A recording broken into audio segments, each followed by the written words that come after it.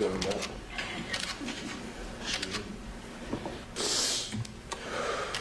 Man.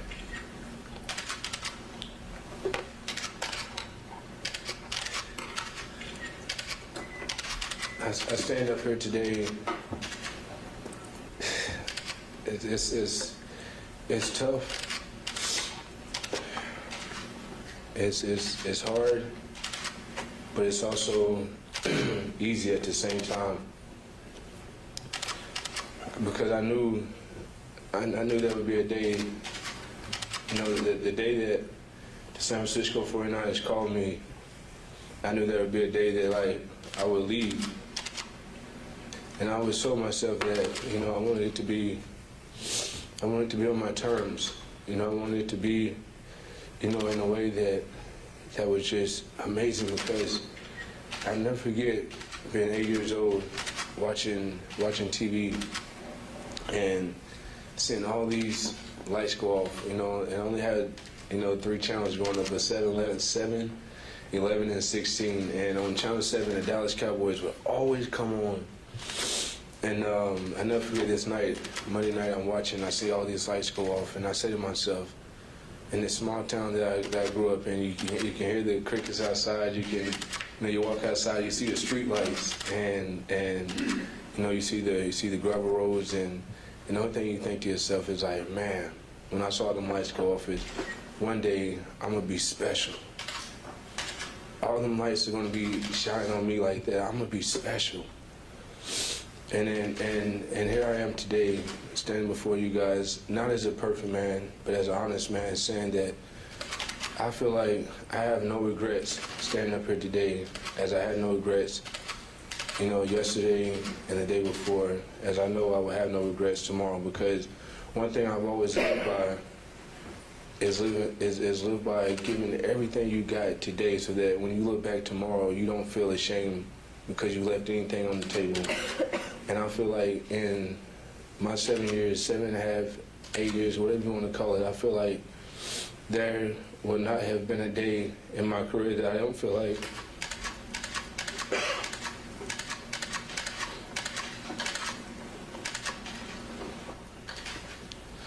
that I gave this game everything I had. And what's funny is that it's amazing what we see with the eyes, and instead of what we actually know. And man, if only I knew what it took to go out there on Sundays and play this game. Some of you really would sometimes probably just take a breath and be thankful that you get to have something to cover, that you get to have something to go out there and watch, that we do get to bring the kind of joy that we bring to this game. With all that being said, man, I would have never thought in a million years that I would be standing up here on this podium as a San Francisco 49ers, saying to y'all that, man, I've had the most amazing 8 years of football of my life, been a part of this historic organization.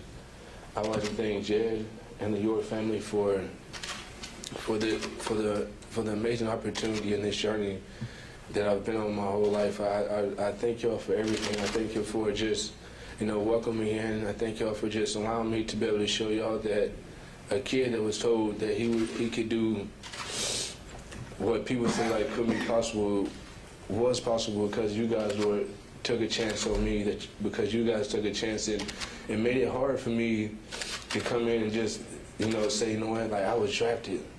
That's good enough. I mean, y'all taking me at number 11 when people didn't even have me going as a top middle linebacker. That put pressure on me. That made me say, man, they believed in me this much to take a chance on me. At number 11, I gotta get something back. So when y'all see me be out there, going the way that I've been going and practicing the way I've practiced, and treat others the way I've treated others, it's because, man, I am so humbled to have had this opportunity. I've been so humbled to play this game. I've been so humbled to just have met the many great people that I've met. Even, Mr. Melko, I remember when we had a little moment for a while, and as much as I wanted to hold on to that. It was something in me that said, you know what, like he was just doing his job, and everybody has a job to do. And I feel like when we learn to respect one another for who we are and for what we do as players, as reporters, as managers, as whatever, I mean, just society, just in this world, I feel like we will start to like make a difference in each other's lives, and we'll start to see a difference in our own lives. And I feel like the Lord has put something so much stronger in my heart than I once felt was everything to me. This game would certainly continue to be a part of my life, but I feel that at this point in time, given the history, given what I understand, given my health today, and I tell y'all, man, these feet, boy, I make no excuses. When I tell you these things have worked, and they have worked, and they have worked, and they have worked, and they have worked to the point that today, I am blessed to be able to say, man, I get to retire happy. I get to retire saying, like, you know what, whatever I choose to wake up and do tomorrow is because I've earned the right to do it, because of the passion I've had for what it is I've believed in. And I take that same passion with me as I leave this podium, as I'll take into tomorrow, as I'll take in to the next day, to say, man, I am truly blessed, and I've been truly blessed to be a part of this franchise, to be a part of this league, to be a part of the great friends I've met, whether it's been a hello, bye, hey, how you doing? I want to thank the custodians. I want to thank everybody, man, that I've came in contact with over the last 8 years, being a part of this life. And as I start my new journey, you know, I look forward to life. You know, I'm happy. I have my beautiful lady. You know, I got my senses back, and I feel great, man. And I have my friends. Man, life just feels amazing. And I tell you, I told Trent earlier, I said, man, I don't know if I feel more happy today than I did the day that I came in, and that says something to me, knowing the person I am. And that's why today I stand before you saying, man, I'm happy. And I pray for you guys to someday to feel this kind of happiness. But as I feel happy today, I know that tomorrow can be just as happy to me if I want it to be, and I'm choosing it now. So here I stand, not as a perfect man, but as an honest man. Thank you, guys. You want to take any questions, Pat? Yeah. Patrick, as far as the timing, how much of this is physical? How much is it about where you are with football? How much of it is spiritual? How can you quantify what drove you to this decision at this particular time? Yeah, I've always studied like life. You know, I've studied like I've always wanted to know why things happen, like change. You know, why change? Like what timing? Like what all that stuff like meant. And to each person is different. That's why they say to each his own. Like, you know, other people spend their time how they may spend it thinking about what they think about. But I know what I spend my time thinking about. I know what I believe. I know what I understand. And I know that for me, if I had anything left in these feet, and y'all seen me, man. Y'all seen me have a surgery, break my hand on a Monday, break my hand on a Sunday, have surgery on a Monday, and play on a Thursday with a cast on. Not one time. I've done it like numerous of times. Y'all have seen it, but it's something about these feet.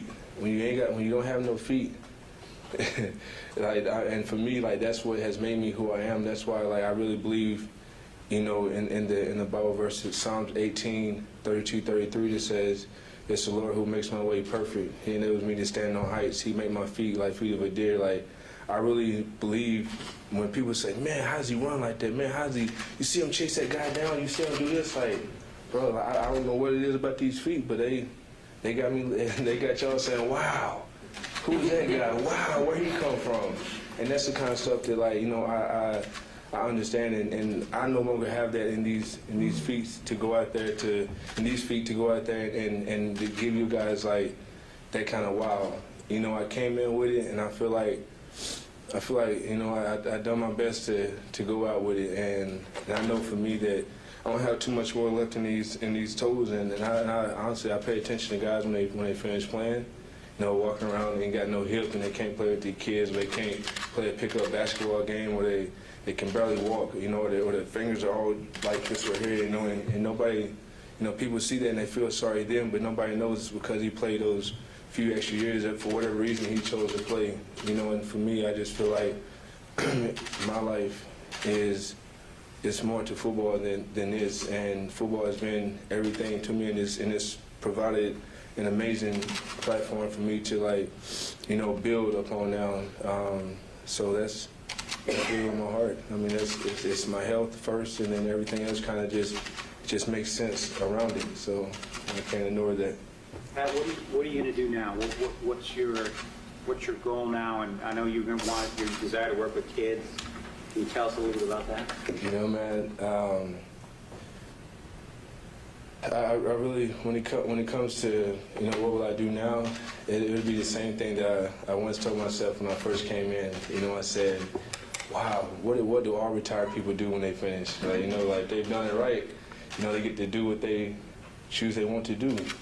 You know, they get to be their own boss, so to speak. I mean, I understand everybody has a role. I'm not saying, like, retired person go be crazy, but I'm saying when you retire means, like, you know, it don't mean you dying. It just means, like, you kind of putting to rest something else, and, you know, you're going on to do other things you want to do at the will you want to. And I just feel like, for me, that's where I am. You know, if I want to go fishing tomorrow, I can go fishing tomorrow. If I want to go and speak, you know, at a jailhouse, I can go speak at a jailhouse. If I want to go speak to kids, I can go speak to kids. If I want to go home and just watch my little brother play baseball, and I can go do that. If I want to go spend time with my lady and we want to go on vacation, I don't have to, you know, be looking at her like, well, you just don't understand. I need to work out. I need to practice. Like, football is everything. Like, I don't care what nobody say. I don't care if somebody tell you, like, if a husband say, well, I don't say it to my wife and this and that, then I promise you, I once understood when after my first year having a meeting with Mr. Ronnie Lott, and he told me, he said,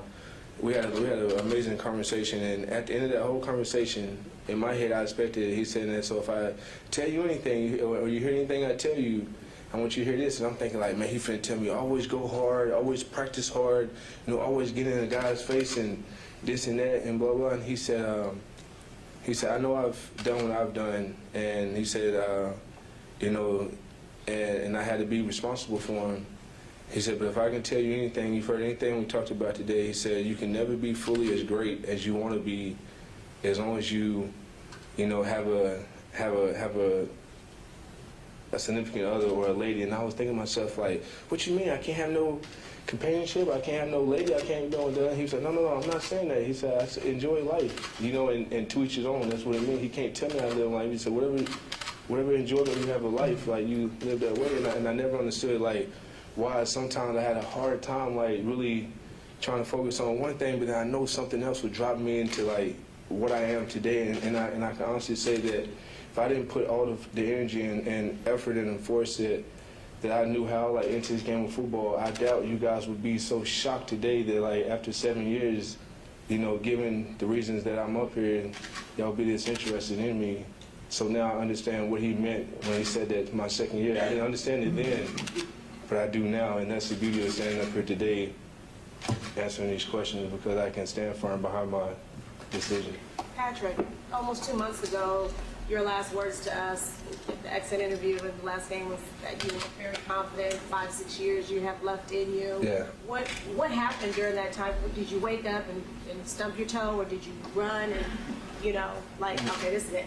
Or You talk know, to somebody? Or? No, I heard, what happened was I learned an important lesson and value in life, was that, you know, many are the plans of a man's heart, but the Lord's will prevail.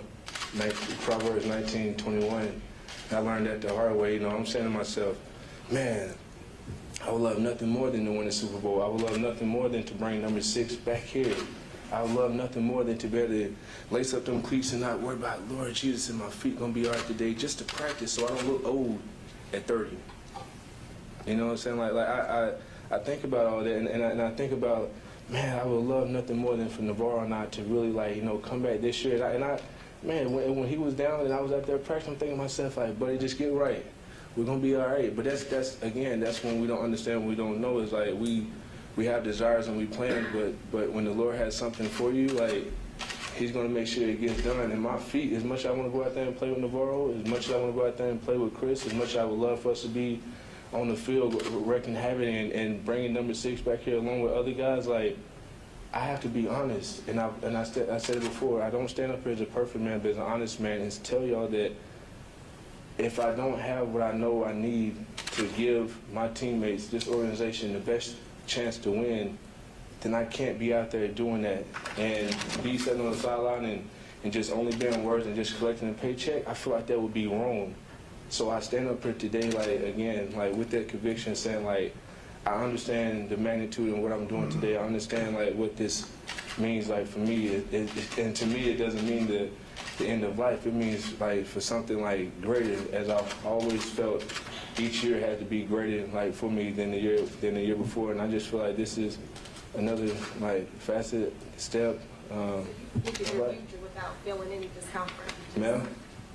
I said you were predicting your future as to how you compete as a player versus feeling any discomfort to come to your decision. No, it wasn't that. It's just with the same thing that got me here, the same thing that got me to do what less than 1% said that could be done. You know, the same thing that allows y'all to, like, snap your pictures and come and ask me for, like, the interviews, and we work together and we all, like, you know what I'm saying, like, build, like, together. The same thing that, like, allowed me to be able to get here from there is the same thing that I'm speaking on and speaking with today, just stronger. That's all. Patrick, Two more, please.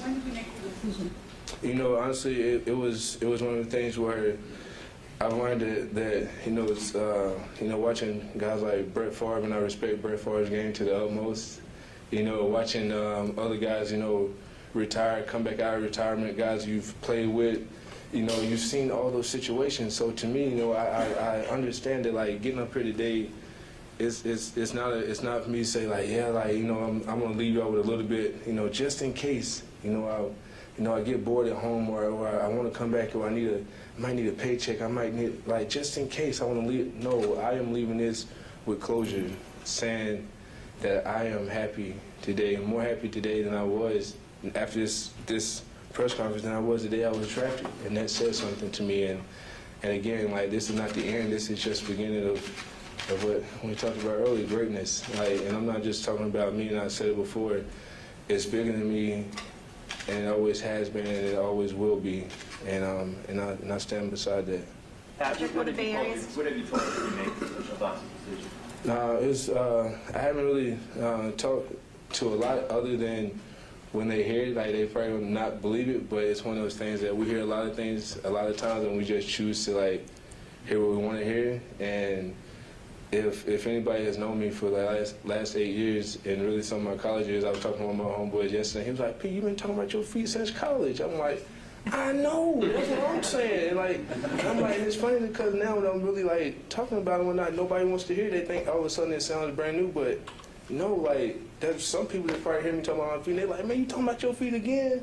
But then other people, like, you know, just now really, like, understanding, like, that it's just serious, like, to me or whatnot. So, you know, it's just funny, like, it's What will you miss the most, Patrick? What I miss the most, what I miss the most is what I've told my teammates before, like, was walking in each day and just listening to somebody, like, just tell a crazy story or just building camaraderie. Like, just me, I love understanding people. I love, like, trying to understand, like, all right, he come from here, I come from here, but yet we both like this and this person like that, but why is he like that? If we don't, you know, I love trying to figure people out. And so for me, you know, like, not coming in now every day and listening to some of those crazy stories and just listening to guys make you laugh and looking at, I ain't gonna lie to you, like, some of my teammates, bro, I look at their feet and I say to myself, like, "Man, your feet don't hurt looking like that." And they be like, I'm like, "Man, how my feet hurt like this?" And they be like, "Man, I don't know what kind of feet you got." I'm like, "But